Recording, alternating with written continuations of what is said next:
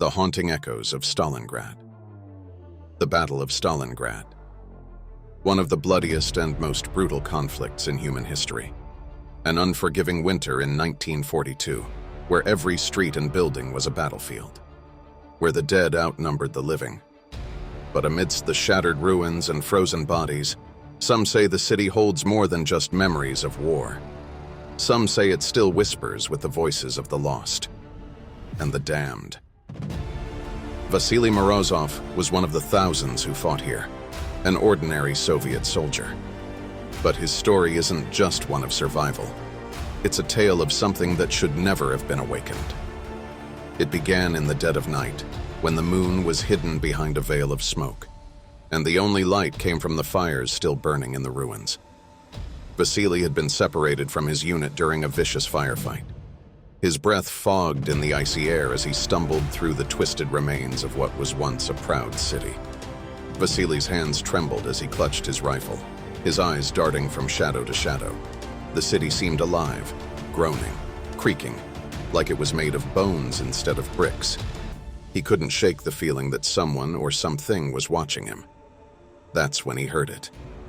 A low, mournful cry, almost like a child's, but warped, as if echoing from another world. His heart pounded in his chest. Was it a German ambush? A wounded comrade? He should have turned back, should have waited for daylight. But the cry pulled him in, deeper into the darkness. Inside, the air was thick with the stench of death and smoke.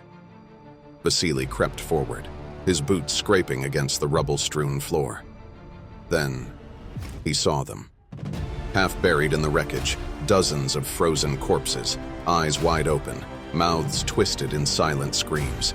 Their faces were contorted in sheer terror, as if they had seen something far worse than war. But it wasn't the dead that terrified Vasily. It was the whispering. Soft at first, like a breeze over the snow, then growing louder, more insistent. A chorus of voices speaking in Russian, German, and other tongues he couldn't recognize. They spoke of fear, of regret, of a hunger that could never be satisfied. And then he saw it. A dark figure moving among the bodies, gliding silently, like a shadow that had taken form. Vasily's blood ran cold. He had heard the stories. Soldiers driven mad by what they had witnessed, seeing things that weren't there, hearing voices from beyond. But this was different.